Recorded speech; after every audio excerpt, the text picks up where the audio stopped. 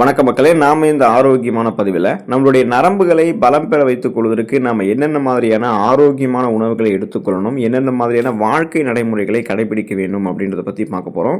ஏன்னு பார்த்தீங்கன்னா, இப்போ முதியோர்களுக்கு மட்டும்தான் நரம்பு சார்ந்த பிரச்சனைகள் இருக்கான்னு கேட்டிங்கன்னா அப்படி கிடையாது மக்களே. இப்போ இளம் தலைமுறையினரும் நரம்பு சார்ந்த பிரச்சனைகளால் மிகவும் அவதிப்படுறாங்க அப்படின்றது தான் உண்மை.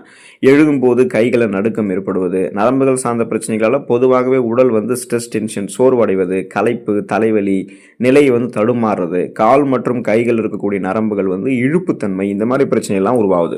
பொதுவாக நரம்புகள் பலம் பெற வேண்டும் என்று நினைக்கிறவங்க நரம்புகளுக்கு ஊட்டச்சத்து அதிகம் தரக்கூடிய உணவுகளை சாப்பிடணும். குறிப்பா பழங்கள் எடுத்துக்கொள்ள வேண்டியதும் அவசியமாக இருக்கு. ஸோ அப்ப அந்த நரம்புகளுக்கு வலு தரக்கூடிய ஊட்டச்சத்து இருக்கக்கூடிய உணவுகளை பத்தி விளக்கமா பார்ப்போம். அதை பத்தி பார்க்கறதுக்கு முன்னாடி இந்த வீடியோவுக்கு மட்டும் ஒரு லைக் கொடுத்துட்டு இந்த தகவலை உங்களுக்கு தெரிஞ்சவங்களுக்கும் ஷேர் பண்ணிடுங்க. ஏன்னா இது அவங்களுக்கும் பயனுள்ளதாக இருக்கக்கூடிய ஒரு ஆரோக்கியமான பதிவு தான். இது போன்ற அப்டேட்ஸ்களை நீங்க தொடர்ந்து பார்க்கறதுக்கு நம்மளுடைய ஹெல்த் நியூஸ் தமிழ் சேனலை மறக்காம சப்ஸ்கிரைப் பண்ணி வச்சுக்கோங்க. பக்கத்தில் இருக்கக்கூடிய பெல் பட்டனையும் கிளிக் பண்ணி ஆல் அப்படின்ற ஆப்ஷனையும் செட் பண்ணி வச்சுக்கிட்டீங்க அப்படின்னா நாங்கள் போடக்கூடிய எல்லா அப்டேட்ஸும் உங்களுக்கு நோட்டிஃபிகேஷன் அடிக்கடி சேரும். சரிவாங்க மக்களே, இப்போ வீடியோக்குள்ள போயிடலாம். ஸோ இந்த ஒரு பழம் நீங்கள் எடுத்துக்கொள்ளும் போது நரம்பு சார்ந்த பிரச்சனைகளை சரி பண்ணிக்கலாம்னா அத்திப்பழத்துக்கு முதல் ப்ரெஃபரன்ஸ் நீங்கள் கொடுக்க வேண்டியது அவசியம். ஏன்னா அத்திப்பழம் சாப்பிடும்போது உங்களுக்கு நரம்புகளுக்கு பார்த்தீங்கன்னா வலிமை கிடைக்குது. உங்களுடைய உடல் பலத்தை அதிகரிக்கக்கூடிய சக்தி அத்திப்பழத்துக்கு உண்டு. அத்திப்பழத்தை தினமும் நீங்கள் ஒரு பழமோ அல்லது 2 பழமோ சாப்பிடும்போது நரம்புகள் புத்துணர்ச்சி பெறுவது மட்டுமல்லாமல் நரம்புகளுக்கு பலத்தை அத்திப்பழம் கொடுத்து நரம்பு தளர்ச்சி உள்ளிட்ட பல்வேறு விதமான நரம்புகள் சார்ந்த பிரச்சனைகளை அத்திப்பழம் சரி பண்ணிடும்.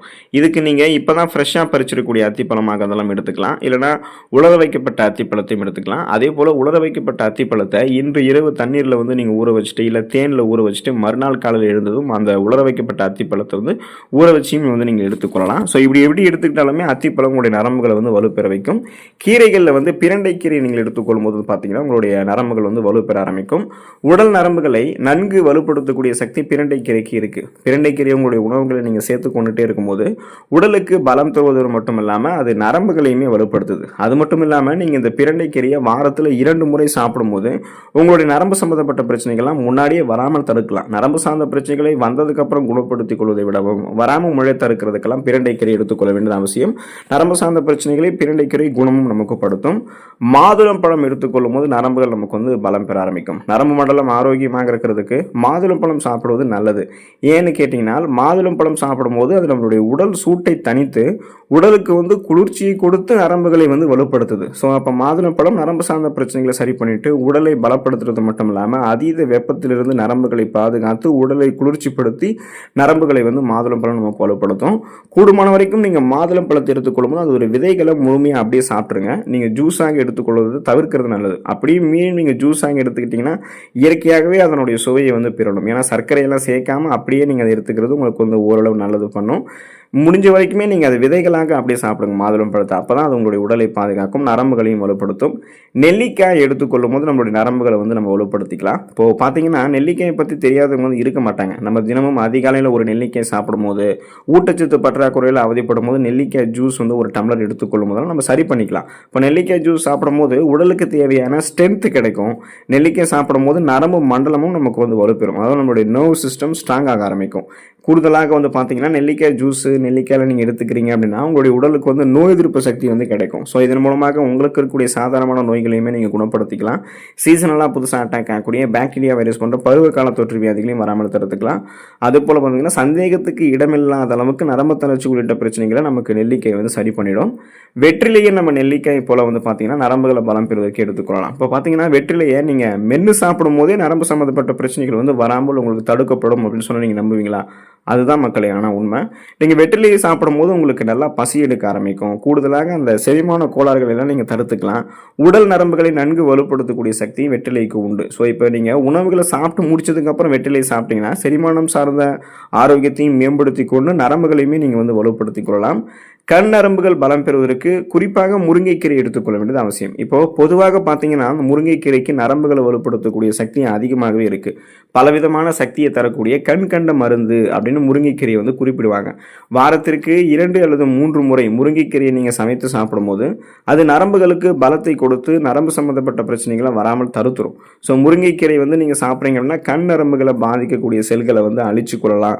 முருங்கைக்கீரை சாப்பிடும் போது கண் நரம்புகள் ரொம்ப ரொம்ப பலம் பெறும். உடல் நரம்புகளும் வலுப்பெறும். ஆனால் குறிப்பாக அந்த கண் நரம்புகளை வந்து பார்த்தீங்கன்னா உங்களுக்கு ஆரோக்கியப்படுத்தி கண் நரம்புகளை ரத்த ஓட்டத்தை மேம்படுத்தி சுறுசுறுப்பாக அந்த நரம்புகளை வந்து செயல்பட வைக்கிறதெல்லாம் முருங்கைக்கீரை வந்து ஹெல்ப் பண்ணும். பேரிச்சம்பழத்தை நம்ம நரம்புகள் பலம் பெறுவதற்கு எடுத்துக்கொள்ள வேண்டியது அவசியம். பேரிச்சம்பழத்தை பாலில் சேர்த்து சாப்பிடும்போது உடலுக்கு தேவையான பலத்தை பேரிச்சம்பழம் கொடுக்குது. இப்போ நீங்கள் பேரிச்சம்பழங்களை சாப்பிடும்போது உங்களுடைய நரம்புகள் மற்றும் எலும்புகள் சேர்ந்தே உங்களுக்கு வந்து பலம் பெறும். இப்போ நீங்கள் பேரிச்சம்பழங்களை சாப்பிடும்போது பலகீனமான உடல் கூட உங்களுக்கு பலம் பெற ஆரம்பிக்கும். பலகீனமான உடல் அப்படின்னா நோய்வாய்ப்பட்டு உடல் எடை ரொம்பவே மெலிந்து காணப்படுறவங்க, உடலில் ஊட்டச்சத்து பற்றாக்குறையில் அவதிப்படுபவர்கள்லாம் சூடான பாலில் அரைத்த பேரிச்சம்பழத்தை சேர்த்துக் கொள்ளும் போது உடல் எடை வந்து பார்த்தீங்கன்னா அந்த ஊட்டச்சத்து பற்றாக்குறையிலிருந்து அவங்களுக்கு மீள ஆரம்பிக்கும். போதுமான அளவுக்கு ஊட்டச்சத்துக்கள் கிடைக்கும். உடல் எடை வந்து கட்டுக்கோப்பான அளவுக்கு அவங்களுக்கு மாற ஆரம்பிக்கும். பலகீனமான உடல் எல்லாம் பலம் பெற ஆரம்பிக்கும். அஃப்கோர்ஸ் அது வந்து உங்களுடைய எலும்புகளையும் நரம்புகளையும் கூட வந்து வலுப்படுத்தும். ஸ்நாக்ஸ் மாதிரி டைமில் நீங்கள் பேரிச்சம்பழத்தை சாப்பிட்றதை காட்டிலும் சூடான பாலில் பேரிச்சம்பழத்தை அரைத்து போட்டு சாப்பிட்டீங்க அப்படின்னா கூடுதலாக விரைவில் வந்து மருத்துவ நன்மைகள் கிடைக்கும். பழங்கள் நாம் எடுத்துக்கொள்ளும் போது நம்மளுடைய நரம்புகளை வந்து வலுப்படுத்திக் கொள்ளலாம். குழந்தைகள், வயதானவர்கள், இளைஞர்கள் அப்படின்னு கிடையாது. ஸோ அனைத்து கேட்டகரியில் இருக்கக்கூடிய மக்களும் வந்து பார்த்தீங்கன்னா தினமும் ஏதாவது ஒரு பழங்களை சாப்பிடுவதன் மூலமாக நரம்பு சம்பந்தப்பட்ட பிரச்சனைகள் வந்து விடுபடலாம். அது வந்து நீங்கள் உணவுகளை சாப்பிட்டு முடிக்கிறதுக்கு முன்னாடி சாப்பிடக்கூடிய பழமாகவும் இருக்கலாம், உணவுகளை சாப்பிட்டு முடிச்சதுக்கு அப்புறம் சாப்பிடக்கூடிய பழமாகவும் இருக்கலாம். அது வந்து பார்த்தீங்கன்னா அந்த மண்ணுக்குள்ளே இருக்கிறது அல்லது வந்து மரத்துக்கு மேலே இருக்கிறது, சிட்ரஸ் அமிலங்கள் இருந்திருக்கக்கூடிய பழங்கள் எதுவாக வேணா இருக்கலாம். எந்த பழமாக இருந்தாலும் தினமும் ஒரு பழம் அப்படின்ற அளவுகளில் நீங்கள் பழங்களை வந்து எடுத்துக்கொள்ளும் போது ஊட்டச்சத்து பற்றாக்குறை நிவர்த்தி செய்யப்பட்டு உங்களுடைய நரம்புகள் வந்து பலம் பெற ஆரம்பிக்கும். கீரைகள் நம்ம எடுத்துக்கொள்ளும் போது நரம்புகளை வந்து வலுப்பெற வைத்துக் கொள்ளலாம். நரம்புகள் பலம் பெறுவதற்கே கீரைகள் பார்த்தீங்கன்னா நல்ல பலன் அளிக்கும். பொதுவாகவே வந்து பார்த்தீங்கன்னா பொன்னாங்கண்ணி கீரை, மணத்தக்காளி கீரையெல்லாம் நீங்கள் சாப்பிடும்போது நரம்புகளை பலப்படுத்திக் கொள்ளலாம். தொடர்ந்து சுழற்சி அடிப்படையில் ஏதாவது ஒரு கீரைகளை வாரத்தில் ஒரு தடவை சாப்பிடுவதன் மூலமாக நரம்பு சம்பந்தப்பட்ட பிரச்சனைகள் வந்து நீங்கள் விடுபடலாம். ஸோ இப்போ ஃபார் எக்ஸாம்பிள் பார்த்தீங்க அப்படின்னா நீங்கள் இந்த வாரம் வந்து புதினா கீரை சாப்பிட்றீங்கன்னா அடுத்த வாரம் மணத்தக்காளி கீரை, அடுத்த வாரம் வந்து பொன்னாங்கண்ணி கீரை, அடுத்த வாரம் வந்து பார்த்தீங்கன்னா இந்த சிறுகீரை, பசலைக்கீரை, பாலைக்கீரை, அது போல் வாரத்தில் ஒரு தடவை சுழற்சி அடிப்படையில் கீரைகளை வந்து நீங்கள் மாற்றி மாற்றி எடுத்துகிட்டே இருக்கும்போது நரம்புகள் பலம் பெறும். கிரீன் வெஜிடபிள்ஸ் என்று சொல்லக்கூடிய பச்சை இலை காய்கறிகளுக்கு கீரைகளோட முக்கியத்துவம் தரணும். நீங்கள் வந்து தினமும் காய்கறிகளும் உங்களுடைய உணவுகளை சேர்த்துக்கணும். காலை மாலை வேளைகளில் காய்கறி வடி சாறு, வெஜிடபிள் சூப்பெல்லாம் நீங்கள் எடுத்துக்கிட்டீங்க அப்படின்னா உங்களுடைய நரம்புகளை வந்து நீங்கள் வலுப்பெற வைத்துக் கொள்ளலாம். இதன் மூலமாக இந்த உணவுகளை நீங்கள் தொடர்ந்து சுழற்சி அடிப்படையில் எடுத்துக்கொள்ளும் போதே லவங்கப்பட்டை, பூசணி விதைகள், வால்நட்டு, ஃப்ரக்கோலி, சீமை சுரக்காயம் சொல்லக்கூடிய, அதாவது பார்த்தீங்கன்னா இந்த கீரை வகைகள், அது கூட பார்த்தீங்கன்னா இன்னும் வந்து இந்த இனிப்பு உருளைக்கிழங்கு என்று சொல்லக்கூடிய சர்க்கரை வெள்ளிக்கிழங்கு, தேங்காய், ப்ளூபெரி பழம், அவகேடோ பழம், அப்புறம் பார்த்தீங்கன்னா பழங்கள், காய்கறிகள் இதெல்லாமே சரிவிகித அளவில் உங்களுடைய உணவுகளை சேர்த்துட்டீங்க அப்படின்னா புற நரம்புகள் வலு குறைவது உங்களுக்கு வந்து தடுக்கப்பட்டு உங்களுடைய நரம்புகள் வந்து வலுப்பெறும். அப்போ பார்த்தீங்கன்னா இந்த உணவுகள் எல்லாமே என்ன ஊட்டச்சத்துக்கள் உங்களுக்கு கொடுக்குது அப்படின்னா விட்டமின் B12 குறைவால தான் உங்களுக்கு வந்து புற நரம்புகள் வந்து வலு குறைய ஆரம்பிக்கும். அந்த விட்டமின் B12 இந்த உணவுகள் எல்லாமே உங்களுக்கு வந்து கொடுத்து இன்னும் இதர ஊட்டச்சத்துக்களை நரம்புகளுக்கு கொடுத்து ஊட்டச்சத்து குறைவாக இருக்கக்கூடிய நரம்பு சார்ந்த பிரச்சனைகளை சரி பண்ணிட்டு இந்த பெர்னிஷியஸ், அனிமியா அப்படின்ற அந்த ரத்தத்தை பாதிக்கக்கூடிய நரம்பு சம்பந்தப்பட்ட நோய்கள் எல்லாத்தையுமே சரி பண்ணிட்டு நரம்பு தளர்ச்சி உள்ளிட்ட பல்வேறு விதமான புற நரம்புகள் வலு குறைவதால் ஏற்படக்கூடிய நோய்களை சரி பண்ணிட்டு நீங்கள் ஆரோக்கியமாக இருக்கலாம். அதாவது பார்த்தீங்கன்னா சுழற்சி அடிப்படையில் இந்த உணவுகளை தொடர்ந்து நீங்கள் எடுத்துக்கொண்டு இருக்கணும். இது கூடவே வந்து உடற்பயிற்சி செய்வது ரொம்ப ரொம்ப முக்கியம். ஸோ இதெல்லாம் பண்ணீங்க அப்படின்னா உங்களுடைய நரம்புகளை நீங்கள் பலம் பெற வைத்துக் கொண்டு நலமோடு இருக்கலாம். அடுத்த ஆரோக்கியமான பதிவில் மறக்காமல் சந்திப்போம். நன்றி மக்களே.